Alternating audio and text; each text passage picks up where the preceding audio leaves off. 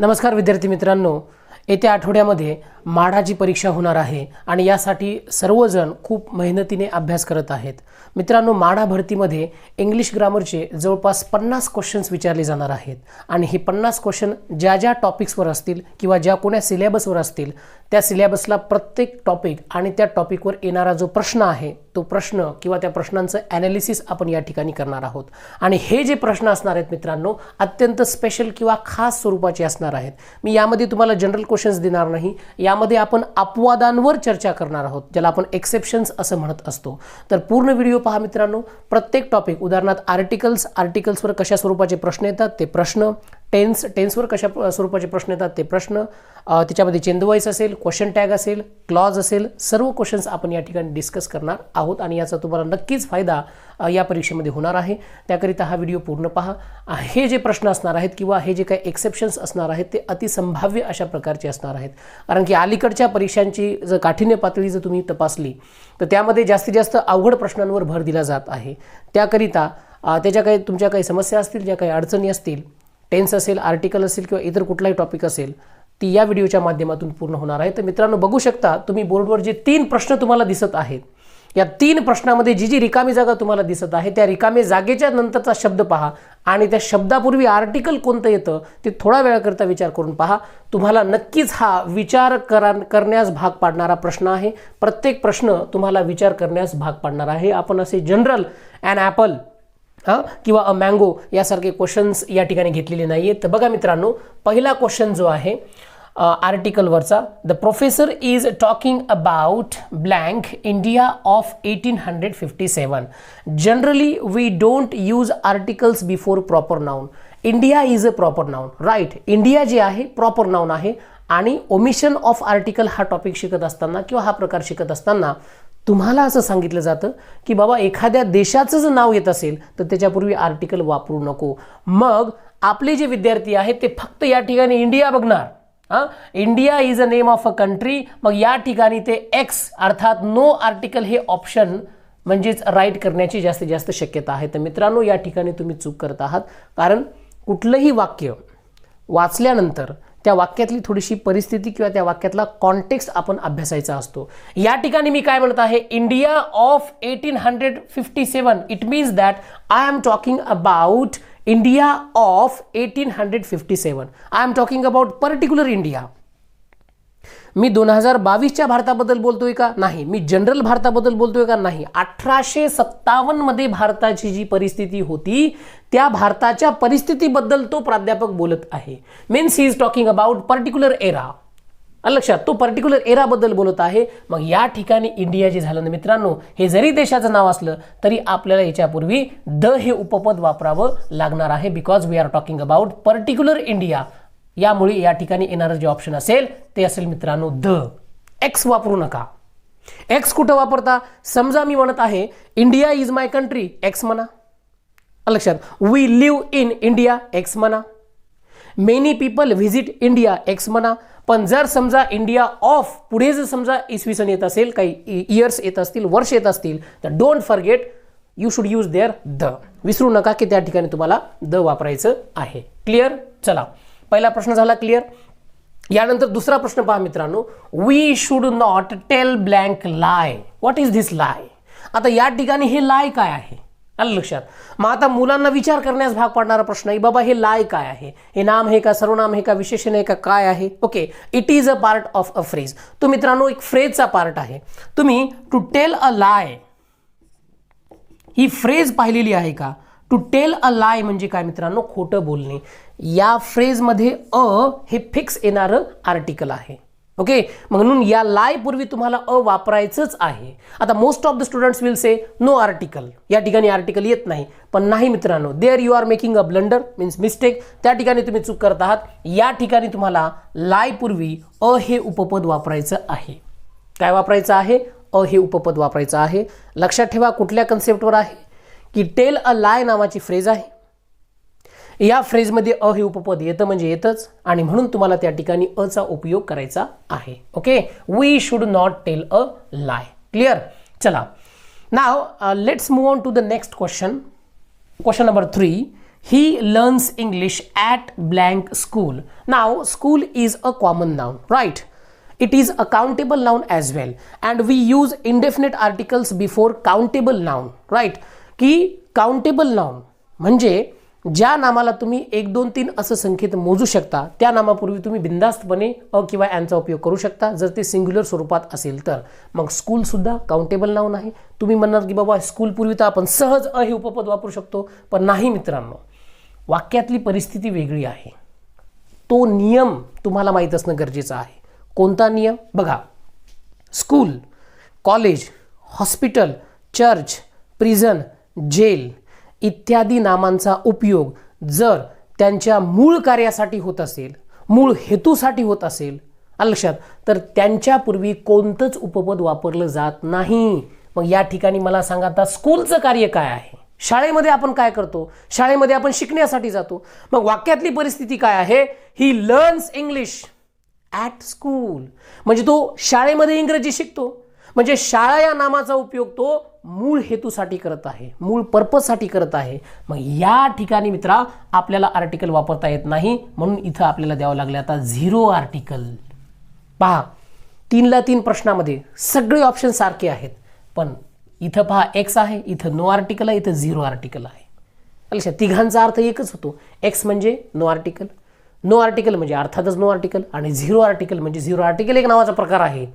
ज्या ठिकाणी अ येत नाही, ज्या ठिकाणी ॲन येत नाही, ज्या ठिकाणी द येत नाही, तिथं येणारा प्राणी म्हणजे 0 आर्टिकल. तिथं काय येतं? 0 आर्टिकल, नो आर्टिकल, म्हणजे इथं काहीच वापरायचं नाही आपल्याला. ऑप्शन नंबर 4 बरोबर. ओके, तर प्रत्येक प्रश्न आणि त्या प्रश्नामध्ये काय मी सांगितलेलं आहे ते नीट लक्षात ठेवा. तुम्हाला या सगळ्या प्रश्नांचा चांगला अभ्यास असणं गरजेचं आहे, प्लस त्याचं ॲनालिसिस तुम्हाला करता आलं पाहिजे. तर मग आर्टिकलवरचे आपण क्वेश्चन घेतले. Now let's move on to the next topic. आता आपण टेन्सवरचे क्वेश्चन्स घेऊ.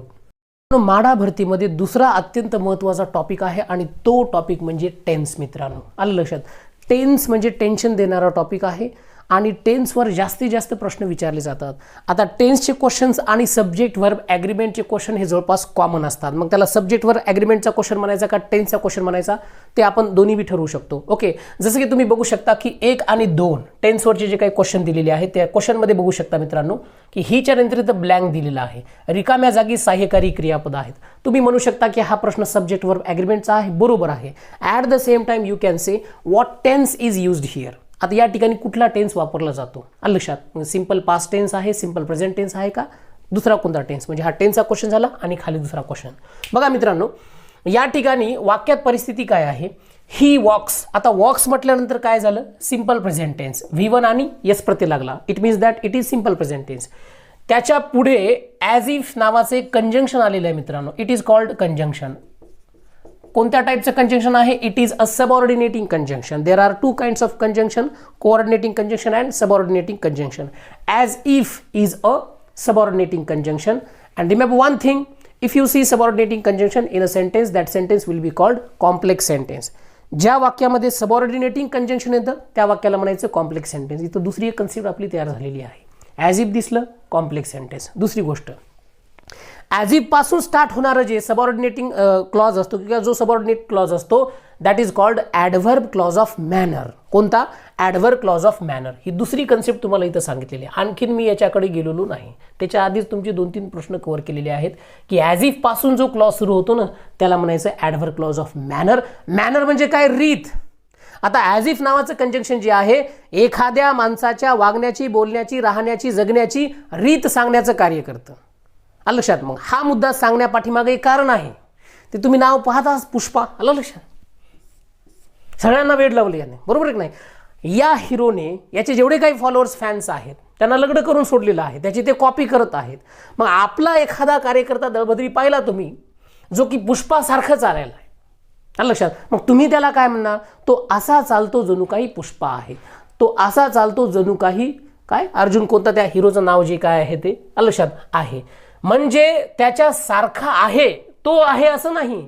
आलं लक्षात? तो आहे असं नाही. मग एखादी व्यक्ती आमदारासारखं वागत आहे पण तो आमदार नाही, त्या कॉन्टेक्स्टमध्ये ही रचना वापरली जाते.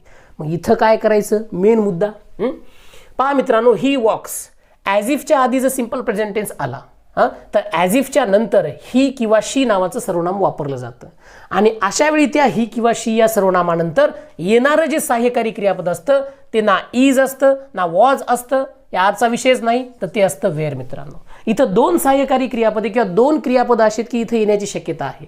एक आहे इज, दुसरा आहे वॉज. एक आहे इज, दुसरा आहे वॉज. का बरं येणार नाहीत हे? ही एक पर्टिक्युलर एक्सेप्शनल कन्स्ट्रक्शन आहे. मी तुम्हाला जनरल नियम सांगणं झालो, I am talking about exception. तर हिच्या नंतर वेअर केव्हा वापरलं जातं आणि त्याला करेक्ट म्हणायचं की नाही म्हणायचं त्यावरचा हा प्रश्न आहे. मोस्ट ऑफ द स्टुडंट म्हणतात की बाबा हिच्या नंतर वेअर कसं येईल? येतं अपवादात्मक परिस्थितीमध्ये. ॲज इफ किंवा ॲज दो नंतर ही रचना तुम्हाला वापरायची आहे. हा अपवाद लक्षात घ्या मित्रांनो. दुसरे उदाहरण तुम्हाला दिसतील. She walks as if she were a model. लक्षात. He orders me as if he were my boss. लक्षात. He talks as if he were Narendra Modi. असे कित्येक उदाहरणं तुम्ही त्या ठिकाणी घेऊ शकता. चला नेक्स्ट क्वेश्चन पहा. आता नेक्स्ट क्वेश्चन एकदा तुम्ही वाचून घ्या. वाचल्यानंतर तुम्हाला असा काही एखादा शब्द दिसायला आहे का ज्या शब्दाच्या आधारे तुम्ही टेन्स पिक करू शकता? Yes, that word is ago. तुम्हाला मी नाही कुणी बी असं शिकवलेलं आहे की बाबा ज्या वाक्यामध्ये ॲगो दिसतं ते वाक्य सिंपल पास्ट टेन्सचं असतं. ज्या वाक्यामध्ये ॲगो दिसतं ते वाक्य सिंपल पास्ट टेन्स असतं. काही जणांनी याला गोल बी केला असेल. रिसिव्ड येते 100%, मला माहीत झालंय आधीच. नाही, ॲगो लक्षात. पूर्ण परिस्थिती पहा वाक्यातली काय. पूर्ण वाक्य पाहायचं, एक एक शब्द नाही पाहायचा. I blank his letter a few seconds. काही सेकंदापूर्वीच मला त्याचं पत्र मिळालेलं आहे. म्हणजे ही इन्स्टंट झालेली क्रिया आहे, आत्ताच झालेली क्रिया आहे. लक्षात. जरी ॲगो आलं तरी पण ही क्रिया केव्हा झाली? आत्ता झाली. मग मला सांगा, प्रेझेंट परफेक्ट टेन्स तुम्हाला माहीत आहे. प्रेझेंट परफेक्ट टेन्स कुठं वापरतो आपण? Present perfect tense is used to express an action recently completed in the present. प्रेझेंटमध्ये रिसंट आत्ताच्या आत्ता क्रिया झालेली आहे, तिथं आपण वापरणारा काळ कोणता? Present perfect tense. मग या ठिकाणी येणारं ऑप्शन मित्रांनो आयच्या नंतर हॅव येतं म्हणून हॅव रिसिव्ड. ॲगोमुळे सिंपल पास्ट टेन्स येत नाही. हे दिसलं म्हणजे नसतं रे सिंपल पास्ट टेन्स. ओके. आता ट्रेनमध्ये ते टाळ्या वाजणारे पाठीमागून पाहिले वाटतं बाई आहे, पण that is not a woman. Okay. मग पाहिलं म्हणजे ती स्त्री आहे असं नाही. तुम्हाला बाकी परिस्थिती बी पाहता आली पाहिजे आणि त्याच्यानुसार टेन्स ओळखता आला पाहिजे. तर मित्रांनो या ठिकाणी हॅव रिसिव्ड जे आहे प्रेझेंट परफेक्ट टेन्सचं ऑप्शन इथं बरोबर आहे. ओके. तर टेन्स हा टॉपिक तुम्हाला म्हाडा भरतीमध्ये विचारला जाणार आहे. त्यावर कशा स्वरूपाचे प्रश्न येऊ शकतात ते आपण प्रश्न या ठिकाणी घेतलेले आहेत. मित्रांनो म्हाडा भरतीमध्ये येणारा नेक्स्ट खतरनाक टॉपिक तो म्हणजे व्हॉइस, ज्याला आपण चेंज व्हॉइस या नावाने सुद्धा ओळखू शकतो. ॲक्टिव्ह व्हॉइसचं पॅसिव्ह व्हॉइसमध्ये रूपांतर करा किंवा पॅसिव्ह व्हॉइसचं ॲक्टिव्ह व्हॉइसमध्ये रूपांतर करा. खाली दिलेल्या वाक्यापैकी किती वाक्य ॲक्टिव्ह व्हॉइसमध्ये आहेत, खाली दिलेल्या वाक्यापैकी किती वाक्य पॅसिव्ह व्हॉइसमध्ये आहेत. आलं लक्षात. ह्या सगळ्या पॉईंट्सवर तुम्हाला परीक्षेमध्ये प्रश्न विचारले जातात आणि त्यातलाच एक अपवाद आपण जबरदस्त या ठिकाणी घेऊन आलेलो आहोत. तुम्ही पाहिल्याबरोबर ओळखला असेल. काही जण म्हणले बी असतील की नाही हे वाक्य बरोबर आहे, गॅरंटीनं सांगतो. नाही मित्रांनो, थोडंसं पहा वाक्याकडे निरखून, वाक्यातली परिस्थिती बघा आणि त्याच्यानुसार सांगा की याचं करेक्ट पॅसिव्ह व्हॉइस काय होतं. आता पहा, तुम्हाला ॲनालिसिस करून दाखवतो की रिस्पेक्ट द एल्डर. रिस्पेक्ट हे क्रियापदाचं पहिलं रूप आहे. The sentence which starts with the base form of main verb is called imperative sentence. ज्या वाक्याची सुरुवात क्रियापदाच्या पहिल्या रूपापासून होते त्या वाक्याला म्हणतात इम्पेरेटिव्ह सेंटेन्स. काय म्हणतात रे? Imperative sentence. And imperative sentence is also known as commands. Right. Imperative सेंटेन्सला तुम्ही काय म्हणता? कमांड म्हणता. बरोबर आहे. मग तुम्हाला असं सांगितलेलं असतं आज्ञार्थी वाक्य आलं का, V1ने वाक्याची सुरुवात झाली का, त्या वाक्याचा पॅसिव्हाइज करताना तुम्हाला लेटने वाक्याची सुरुवात करायची आहे असं तुम्ही असं पाठ करून टाकलेलं असतं. पण त्याला बी अपवाद आहे आणि ते अपवादच मी इथं सांगत आहे की मित्रांनो, ज्या आज्ञार्थी वाक्यातून मोरल ऑब्लिगेशन व्यक्त होतं म्हणजे नैतिक बंधन सांगितलं जातं त्याचं पॅसिव्हाइज लेटनं नाही करायचं. जरी ते इम्पेरेटिव्ह सेंटेन्स असलं तरी त्याचं पॅसिव्हाइज लेटनं नाही करायचं. This is not order, this is moral obligation. Respect the elder म्हणजेच काय की वडीलधाऱ्यांचा मान ठेवा हा सल्ला आहे आणि ती फिलिंग खाली आली पाहिजे. अलग लक्षात. ते इमोशन, ते आशय खाली येणं गरजेचं आहे आणि ते लेटमधून व्यक्त होत नाही. फॉर एक्झाम्पल तुम्हाला कोणी म्हणलं love your neighbours, let the neighbours be loved, असं त्याचं पॅसिव्हाइज होत नाही. The neighbours should be loved, should येणं गरजेचं आहे. एखादी गोष्ट करायला पाहिजे असा भाव कशात यायलाय? याच्यात यायलाय का याच्यात यायलाय? बी मध्ये यायलाय. मग the elder or the elders should be respected. The elders should be respected. B वाक्य जे आहे मित्रांनो ते ग्रॅमॅटिकली करेक्ट आहे compare to this one. Let the elders be respected असं याचं पॅसिवाइज होत नाही, तर याचं पॅसिवाइज होतं the elders should be respected. आलं लक्षात तुम्हाला. मग कन्सेप्ट काय लक्षात ठेवता आता, ज्या आज्ञार्थी वाक्यातून मोरल ऑब्लिगेशन सांगितलं जातं. आलं लक्षात. लव युअर नेशन, आलं लक्षात. Respect the Elder, help the blind should be helped, or your country should be loud. Okay, अशा प्रकारचं त्याचं पॅसिवाइज तुम्हाला करायचं आहे. ती कन्सेप्ट जी सांगितली ती कन्सेप्ट या ठिकाणी लक्षात ठेवा. चला, त्यानंतर नेक्स्ट येणारा जो टॉपिक आहे that is question tag. Most of the students say this is an easy topic. हा सोपा विषय आहे. लक्षात. किंवा मग क्वेश्चन टॅग मध्ये काय आहे, काय खास आहे याच्यामध्ये, असे बरेचसे काही लोकांची मिसअंडरस्टँडिंग असतात. अशा मुलांसाठी हा प्रश्न आपण घेऊन आलोय. Few singers can sing like Kishore Kumar. तुम्ही जर समजा correct use of important adjective हे टॉपिक शिकला असेल तर त्याच्यामध्ये याची तुम्ही ओळख करून घेतली असेल. FEW few. What is the difference between a few and few. दोन्हीमध्ये डिफरन्स काय आहे. जर वाक्यात फक्त फ्यू येत असेल तर ते वाक्य असतं मित्रांनो निगेटिव्ह. लक्षात. हे this sentence expresses negative meaning. हे जे वाक्य आहे ना निगेटिव्ह सेन्स व्यक्त करतं. फ्यूचा अर्थ काय होतो, फारच कमी म्हणजे जवळपास नाहीच. लक्षात. आता इथं कोण माणूस आहे पहा, किशोर कुमार. सिंगर्स, आजकालचे बॉलिवूडमधले सिंगर्स फारच कमी असे सिंगर आहेत, जवळपास नाहीच, शून्य. फारच कमी बॉलिवूडचे सिंगर किशोर कुमार सारखं गाऊ शकतात. Can expresses ability. लक्षात. Few singers can sing like Kishore Kumar. आता हे वाक्य दिसायला जरी पॉझिटिव्ह दिसत असलं तर actually it expresses negative sense, negative meaning. Hence the question tag to this sentence should be positive. It should not be negative. या वाक्याचा क्वेश्चन टॅग पॉझिटिव्ह असला पाहिजे मित्रांनो, कारण हे नकारार्थी भाव व्यक्त करायले. मग चला आता याच्या पुढचं तर तुम्हाला माहिती आहे कार्यक्रम, की दिलेल्या वाक्याला क्वेश्चन टॅग जोडताना दिलेलं वाक्य जशाला तसं लिहिलं जातं. त्यानंतर त्या वाक्यातलं सहाय्यकारी क्रियापद पाहायचं असतं. ते सहाय्यकारी क्रियापद आपण शेवटी लिहितो. त्याच्यानंतर सगळ्यात महत्त्वाची गोष्ट, वाक्य होकारार्थी आहे का नकारार्थी. तर वाक्य हे नकारार्थी आहे, क्वेश्चन टॅग होकारार्थी. मग सांगा कोणता ऑप्शन बरोबर येईल. पहिल्यामध्ये आहे कांट दे. क्वेश्चन टॅग नकारार्थी वाला आहे. B can they will be the correct question tag to this sentence. Okay. Can he येणार नाही मित्रांनो, कारण सिंगर्स आहे. सिंगर असतं तर आपण ही घेतलं असतं. आणि कांट हीचा बी प्रश्न नाही, जिथं ही आहे ते चुकलं ऑप्शन, म्हणून बी ऑप्शन बरोबर आहे. मित्रांनो, परीक्षेला जात असताना जनरल नियम तर पहा. ॲट द सेम टाइम तुम्ही जे विसरता, काय विसरता, you forget the exceptions, right. And you have to remember the exceptions, revise the exception. आणि हा जो क्वेश्चन आहे नेमका त्या एक्सेप्शनवर आहे. आणखीन काही प्रश्न, आणखीन काही टॉपिक्स आपण एक्सेप्शनवर घेऊन येत आहोत. Let's see.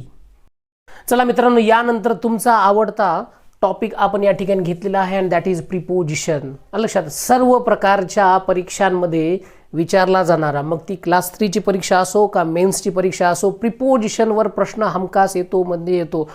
प्रिपोजिशन म्हणजे आपल्या जीवनातल्या लोणच्यासारखं आहे, ते घ्यावंच लागतं. त्याप्रमाणे प्रत्येक परीक्षेमध्ये प्रिपोजिशनवर प्रश्न येतो म्हणजे येतोच. तर पहा मित्रांनो, प्रिपोजिशनवर आपण एक खास प्रश्न घेऊन आलेला आहोत, ज्यामध्ये एक्सेप्शन आहे, अपवाद आहे. लक्षात. तुम्हाला बी काहीतरी नवीन शिकायला मिळेल अशा प्रकारचा हा प्रश्न आहे. पहा, चूज द करेक्ट प्रिपोजिशन. 2 वाक्य दिलेले आहेत. दोन्ही वाक्यामध्ये पहा, ही जशाला तसं, ट्रॅव्हल्स जशाला तसं. ट्रॅव्हलचा अर्थ आपल्याला माहिती आहे, प्रवास करतो किंवा प्रवास करणे. पहा मित्रांनो, पहिल्या रिकाम्या जागेच्या नंतर येणारा शब्द हा मोटरसायकल आहे. तर दुसऱ्या रिकाम्या जागेनंतर येणारा शब्द हा बायसिकल आहे. अर्थात बायसिकलमध्ये बी सायकल आहेच. लक्षात. मग मला सांगा, दोन्ही ठिकाणी आपण बाय प्रिपोजिशन वापरू शकतो का. तुम्हाला एक कन्सेप्ट शिकवलेली असते पहा, प्रवासाच्या साधनापूर्वी. काय, प्रवासाच्या साधनापूर्वी डोळे झाकून बाय प्रिपोजिशन घ्या असं तुम्हाला शिकवलेलं असतं. लक्षात. मग बाय कार, लक्षात, by jeep, by bus, by plane, by helicopter. लक्षात. मग कुठले बी प्रवासाचे साधन येऊ द्या, तुम्ही बायच्या नंतर वापरता, किंवा बायपूर्वी किंवा त्या प्रवासाच्या साधनापूर्वी तुम्ही बाय वापरता. पण त्याच्यामध्ये एक एक्सेप्शन आहे. व्हॉट इज दॅट एक्सेप्शन मित्रांनो. जे प्रवासाचं साधन, लक्षात, जे प्रवासाचं साधन, लक्षात, कसं असतं, पेट्रोलवर चालत नाही, ज्याच्यात इंजिन नसतं. अत्यंत सोप्या भाषेत सांगायचं म्हणलं तर, ज्या प्रवासाच्या साधनाला चालवण्यासाठी पेट्रोल लागत नाही, लक्षात, त्या प्रवासाच्या साधनापूर्वी बाय वापरायचं नाही. आता बायसिकलला कुठं पेट्रोल लागतं का, नाही लागत. पण मोटरसायकलला लागतं ना. आपली आपण जे बाईक म्हणतो शुद्ध भाषेमध्ये, लक्षात, गाडी म्हणतो, तीच मोटरसायकल आहे ना. मोटरसायकल आणि कारचा अपघात. ती मोटरसायकल पेट्रोलवर चालते. मग मोटरसायकल म्हणजेच याला कंसामध्ये बाईक असं कन्सिडर करा मित्रांनो. लक्षात. मग याच्यापूर्वी बाय प्रिपोजिशन घ्यायचं. बाय मोटरसायकल लक्षात, किंवा by car, by jeep, by bus, काही बी येऊ द्या, जे की समजा पेट्रोलवर असलं पाहिजे. पण दुसऱ्या ह्याच्यात काय दिलं, ही ट्रॅव्हल्स, रिकामी जागा बायसिकल. आता बायसिकल म्हणजे आपली सायकल, सायकलला पेट्रोल लागत नाही. मग बायसिकल पूर्वी बाय वापरू नका, ऑन वापरा, ऑन. लक्षात. मग ट्रॅव्हल्स ऑन बायसिकल. मग आता सांगा कुठला ऑप्शन बरोबर आहे. आता ऑप्शन नंबर बी जे आहे मित्रांनो, बी. लक्षात. बाय आणि ऑन हे दोन ऑप्शन या ठिकाणी बरोबर आहेत. लक्षात ठेवा. मग ऑनच्या नंतर मग तुम्ही म्हणा दुसरं काय याच्यात आहे का, आहे की ते म्हणजे मित्रांनो ऑन फूट वापरा. तो पायी पायी प्रवास करतो, तो पायी जातो, तर पायी जाण्यासाठी ऑन फूट वापरायचं, बाय फूट म्हणायचं नाही. लक्षात. ओके. तर हा प्रिपोजिशनचा अपवाद लक्षात ठेवा. चला आणखीन एक टॉपिक पाहू. चला तर मित्रांनो, यानंतर अत्यंत महत्त्वपूर्ण असा एक टॉपिक मी किंवा एक कन्सेप्ट तुम्हाला या ठिकाणी सांगणार आहे. आणि ती कन्सेप्ट आहे मित्रांनो रिलेटिव्ह प्रोनाउनवर आधारित. आणि इथं मी तुम्हाला 3 ते 4 प्रश्न सांगणार आहेत. एकाच प्रश्नात 4-4 प्रश्न कसे कव्हर होतात, एकाच पॉईंटवर 4-4 प्रश्न कसे कव्हर होतात ते बी या ठिकाणी मी तुम्हाला सांगणार आहेत. फर्स्ट ऑफ ऑल आपण काय करूयात की रिलेटिव्ह प्रोनाउनवर फोकस करूया. त्याच्यानंतर मग बाकीच्या 2-3 कन्सेप्ट मी तुम्हाला या ठिकाणी सांगणार आहे. पहा, Sindhutai is one of the best mothers. Okay. Blank have brought up the poor children. Bring up म्हणजे काय, संगोपन करणे, पालन पोषण करणे. त्याचं हे पास्ट पार्टिसिपल आहे मित्रांनो, brought up the poor children, अर्थात you know the meaning. Now the question is, या ठिकाणी कोणतं रिलेटिव्ह प्रोनाउन येतं. खाली 4 ऑप्शन दिलेले आहेत. पहिला आहे हू, दुसरा आहे दॅट, तिसरा आहे विच, चौथा आहे होम. आता तुम्हाला शिकवलेलं असतं की व्यक्तींसाठी हूचा उपयोग करायचा व व्यक्ती आणि वस्तूंसाठी दॅटचा उपयोग करायचा. मग या ठिकाणी गोंधळी की नाही तुम्ही खरं सांगा. लक्षात. हू वापरायचं का दॅट वापरायचं, हू वापरायचं का दॅट वापरायचं. मग 100% तुम्ही प्राधान्य कोणाला देता माहिती का, हूला. नाही तर हू येतंय, कारण व्यक्तींसाठी आपण हू वापरायचं दॅटचं आलेलं असेल तर वापरायचं हू दॅटला टाळून. पण केव्हा, या परिस्थितीत नाही. एक गोष्ट लक्षात ठेवा, जर समजा सुपरलेटिव्ह डिग्रीचं वाक्य आलेलं असेल, कोणतं मित्रांनो, द बेस्ट म्हणजे काय, सुपरलेटिव्ह डिग्रीचं वाक्य आलं असेल आणि त्यातल्या तर त्याच्यामध्ये वन ऑफ द आलेलं असेल, वन ऑफ द आलेलं असेल. लक्षात. आणि वन ऑफ द आल्यानंतर जे काही सुपरलेटिव्ह डिग्रीचं विशेषण येतं, यानंतर येणारे हे जे नाम असते की नाही, हे नाम हे नेहमी अनेक वचनी असतं. कसं असतं, अनेक वचनी असतं.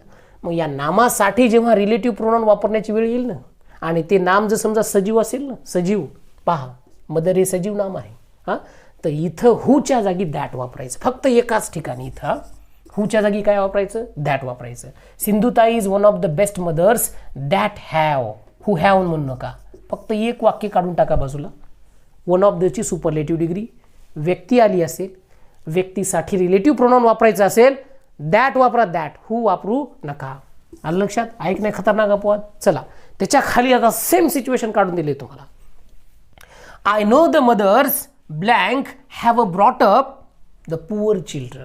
मग तुम्ही म्हणणार की बाबा इथे बी मदर्स आहे, इथे बी मदर्स आहे, मग ही मदर कशी काय बदलली, असं काय झालं की याच्यामुळे की इथं आता दुसरं येईल, मी इथे बी दॅट घेतो, असा एखाद्याच्या मनामध्ये प्रश्न निर्माण होऊ शकतो. पहा, त्याच्यात तर आपण शिकवायलो ना, आपण एक्सेप्शन याच्यासाठीच नाव दिले याला की अपवाद. ओके. आता बघा, आय नो द मदर्स. आता हे वाक्य सुपरलेटिव्ह डिग्रीचं आहे का, सुपरलेटिव्ह डिग्रीच नाही. तुम्हाला काय सांगितलंय, सजीवासाठी दॅट केव्हा वापरा, हुला टाळून, हुला वगळून. जर ते वाक्य सुपरलेटिव्ह डिग्रीचं असेल तर ही सुपरलेटिव्ह डिग्री आहे का, नाही. कुठंतरी सुपरलेटिव्ह डिग्रीचं विशेषण दिसायला का, नाही. मग इथं जर समजा व्यक्ती आला असेल आणि त्या व्यक्तीसाठी, त्या सजीवासाठी जर रिलेटिव्ह प्रोनाउन वापरण्याची वेळ आलेली असेल तर तिथं मात्र आता मित्रांनो दॅट वापरायचं नाही, तिथं वापरायचं हू. काय वापरायचं, हू. Who have. काय वापरायचं, who have brought up the poor children. Okay. तर हे झालं रिलेटिव्ह प्रोनाउनचं. आणखीन तुम्ही म्हणले की याच्या 2-3 आणखीन प्रश्न वाढून सांगतो. कसे, पहा, रिलेटिव्ह प्रोनाउन पासून सुरू होणारा जो क्लॉज असतो that is called adjective clause. याच्यात दुसरी कन्सेप्ट कोणती शिकवलो मी, the subordinate clause which starts with relative pronoun is called adjective clause. त्याला काय म्हणायचं, ॲडजेक्टिव्ह क्लॉज. मला सांगावर दॅट रिलेटिव्ह प्रोनाउन आहे की नाही, व्यक्तींसाठी आलं ना. लक्षात. ज्या, जी, जे असा दॅटचा अर्थ होतो. Relative pronoun, sorry relative clause किंवा ॲडजेक्टिव्ह क्लॉज, 2 नावं द्या त्याला. इथे बी तसंच आहे. आय नो द मदर्स, मला त्या माता माहीत आहेत ज्या किंवा ज्यांनी गरीब मुलांना लहानाचं मोठं केलेलं आहे. I know the mothers who have. लक्षात. मग जो जी जे असा अर्थ व्हायला ना हूचा, इथून पुढे सुरू होणारा जो सबऑर्डिनेट क्लॉज असेल त्याला म्हणायचं ॲडजेक्टिव्ह क्लॉज किंवा रिलेटिव्ह क्लॉज. तिसरी कन्सेप्ट अशी मित्रांनो की रिलेटिव्ह प्रोनाउन नंतर येणारं सहाय्यकारी क्रियापद, रिलेटिव्ह प्रोनाउन नंतर येणारं सहाय्यकारी क्रियापद हे त्या अगोदर आलेल्या नामाच्या किंवा सर्वनामाच्या वचनानुसार घेतलं जातं. आता मला सांगा, परिस्थिती अशी आहे समजा की इथं हॅवच्या नंतर तुम्हाला विचारलंय की बाबा हॅज येतं का हॅव येतं सांग, किंवा या हू नंतर तुम्हाला विचारलंय की इथं हॅज येतं का हॅव येतं सांग. तर मग तुम्ही काय करायचं माहिती आहे का, हे दॅट रिलेटिव्ह प्रोनाउन आहे ना, या दॅटच्या अगोदर पाहायचं काय आले. मदर्स अनेक वचनी एक नाही, अनेक वचनी असेल तर मग इथं सहाय्यकारी क्रियापद बी कसं वापरायचं, अनेक वचनी वापरायचं. दॅट नंतर किंवा कुठल्याही रिलेटिव्ह प्रोनाउन नंतर येणारं सहाय्यकारी क्रियापद हे त्याच्या अगोदर जे नाम आलेलं आहे त्याच्या वचनानुसार घेतलं जातं. इथे बी तसंच आहे. आता हू नंतर कोणतं सहाय्यकारी क्रियापद येतं, दॅट इज द क्वेश्चन. मग हुच्या आधी पहा काय, मदर्स अनेक गोष्टी, मग काय येईल इथं हॅव. तीन गोष्टी सांगितल्या एकाच ठिकाणी. एक म्हणजे की सुपरलेटिव्ह डिग्रीमध्ये व्यक्तींसाठी दॅट वापरायचं, बाकी नॉर्मल परिस्थितीत हू वापरायचं, पहिला पॉईंट. दुसरा पॉईंट, रिलेटिव्ह प्रोनाउन पासून एखादा सबऑर्डिनेट क्लॉज सुरू होत असेल that is called adjective clause or relative clause. तिसरा पॉईंट, रिलेटिव्ह प्रोनाउन नंतर येणारं सहाय्यकारी क्रियापद हे त्या अगोदर आलेल्या नामाच्या किंवा सर्वनामाच्या वचनानुसार घेतलं जातं. ओके स्टुडंट्स, तर हा होता आपला पार्ट 1. ओके, इथंच फिनिश झालेलं नाही आहे. अदर जे काही टॉपिक्स आहेत, इतर जे काही टॉपिक्स आहेत त्याच्यामध्ये नाव म्हणजे क्लॉज असेल, डिग्री असेल, डिरेक्ट इनडिरेक्ट स्पीच असेल, याही टॉपिकवर आपण प्रश्न घेणार आहोत. म्हाडाच्या भरतीमध्ये जे काही टॉपिक्स विचारले जाणार आहेत ते टॉपिक्स प्लस त्यावर येणारे प्रश्न आपण याच्यावर चर्चा करणार आहोत. Okay students, so we will stop here, continue in the next part. Thank you very much.